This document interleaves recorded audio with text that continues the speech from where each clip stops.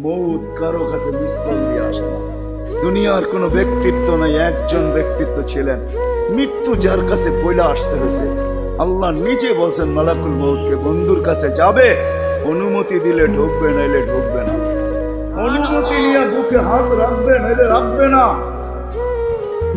আমার বন্ধুর অনুমতি ছাড়া হাত রাখবে না বুকে। একজনই দুনিয়াতে ব্যক্তিত্ব ছিল যার কাছে অনুমতি নিয়ে আসছে, কারো কাছে আজ পর্যন্ত অনুমতি নিয়ে আসে আর আসবেও না। সত্য এটাই। এই জন্য আসেন, ওই জান্নাত, এটাই আমাদের ছোট জীবনটার উদ্দেশ্য।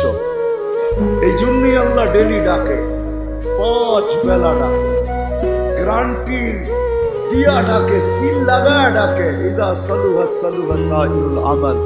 5 ওয়াক্ত নামাজ যদি এই উম্মত কমপ্লিট করে দেখাইতে পারে, তো আল্লাহ আমাদের নবীজির সাথে ওয়াদা করছেন, আমিও আপনার উম্মতের জীবনকে কমপ্লিট করে লিখে